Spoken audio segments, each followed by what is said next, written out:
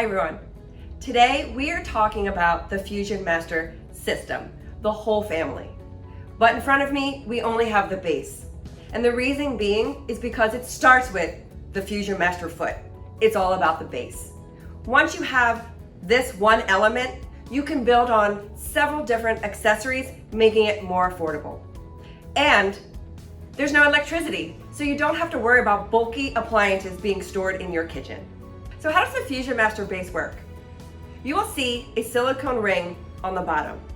And this ring will adhere to many surfaces, such as glossy glass, stainless steel, ceramic, tile, porcelain, granite, quartz, you name it. And it can work on wood, but it has to be a glossy finish. It will not adhere to natural wood or tablecloths. In order to suction the foot to your surface, you have two pictograms here. You have a locked and an unlocked position. So I'm going to demonstrate it with no accessories attached. And I want to do that so you can see the locking mechanism happening. As I turn, you will see this notch. This is actually what locks your accessories in place. And it will align right with the pictogram. To unlock, you simply rotate it the opposite direction and that notch goes down. And this nice lip here is easy to pull to remove. Last, we have the QR code. This QR code is a great reminder on how to use the product, but it also provides you detailed product videos with different accessories, and it will eventually lead to the consumer website where they can find additional information such as recipe videos and other product videos, and to buy additional accessories. The foot is so easy to clean. I recommend washing it by hand. Do not place it in the dishwasher. And when you wash it by hand, there are two holes to allow excess water to release. You'll see one on the top, and you have this large lever here to release any excess water. Now we're going to talk about the Chef Press accessory. As you can see here, this accessory does exactly what's in the name. It presses. There are 4 different accessories with this attachment. You have 2 different size dicers, you have a juicer, and you have a ricer. But before we talk about those, let's dive deeper into this accessory. In front of me, you will see the Chef Press laid out. It's composed of 3 components. We have the connection, the lower handle, and the upper handle.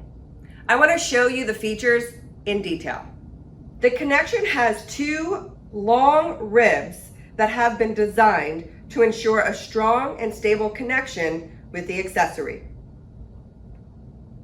An upper handle, you will notice an indent. This design is so when you close the handles together, a wide gap remains to eliminate any pinching of your fingers. The lower handle connects into the hinge system located. The lower handle also has a large chamber to ensure the standard type sizes and shapes of citrus can fit in easily. Also, there is a T cutout to allow for water to drain easily so no buildup will occur. In order to use the connection with the foot, you will see this design here. And it is designed to fit effortlessly into the foot. Now we're going to lock it in place and we are going to assemble the ricer. I have a fun fact. You may be confused with the name of this accessory, the ricer. But ricers, also known as potato ricers, were developed to rice or push through soft potatoes. And the reason why the name is called ricer is because they push through these small holes, which are diameter of a grain of rice, hence the name. The ricer accessory is compiled of 4 pieces.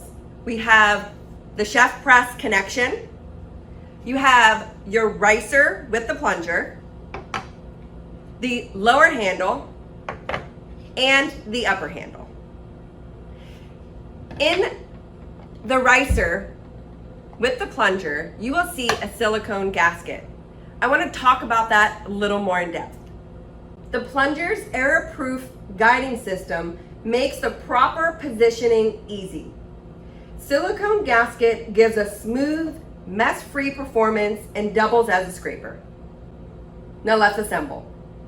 To assemble, I already have my chef press connection attached to my foot, locked in place. I'm going to take my lower handle and place it into the large chamber and push down to connect. Then I'm going to screw on the base of the ricer. And you're going to use your bayonet system to do so. And you want to hear a click to lock in place.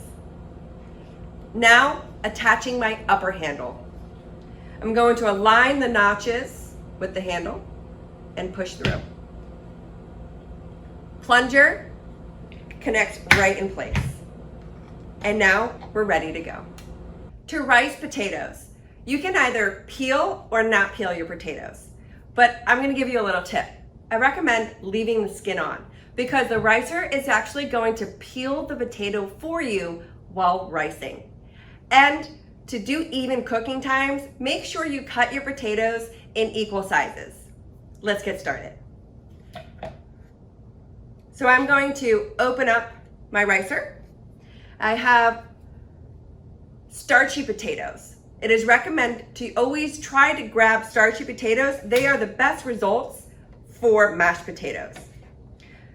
I'm going to place my potato along the wall of the chamber. And I'm going to push down to rice. Look how easy that is. So when you go to place your second potato in, you want to remove the skin. Look how cool that is. And then repeat. To use the ricer without the foot is really simple. I'm going to lift my handle, unscrew the ricer, remove the lower handle from the chamber, screw the ricer back on, and we're ready to go. I'm going to show you how to do Spaetzle. Pressing Spaetzle through the ricer is so easy. You're just going to place your batter inside, not too much because you don't want your Spaetzle to be really long. You're going to push down on the handle and let it go right into the water. Now, disassemble. You're going to lift your upper handle up. You may have a little resistance, and that's okay. That's because of the silicone gasket. You're going to remove your plunger, then your handle. You want to make sure the notches are aligned. You're going to twist counterclockwise to remove the ricer. Then the lower handle. And unlock your foot to remove the connection. All of these pieces are dishwasher safe, minus the foot. We recommend that you wash that by hand. Occasionally, you may want to remove the silicone gasket for thorough cleaning. The FusionMaster ricer can do a lot of other things besides potatoes. As you see here in front of me, I've got eggs, I've got canned beans, I have broccoli, avocados, potatoes, and even Spaetzle.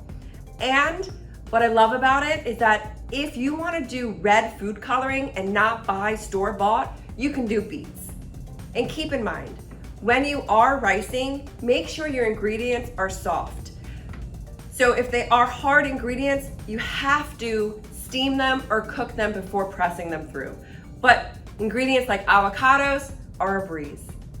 That is why the chef press ricer is a go-to at home when you want to make these types of food. The FusionMaster ricer is a great addition to the FusionMaster system. And as you can see, you can actually do a lot more than just ricing potatoes. This is a great accessory to make great homemade dishes at home.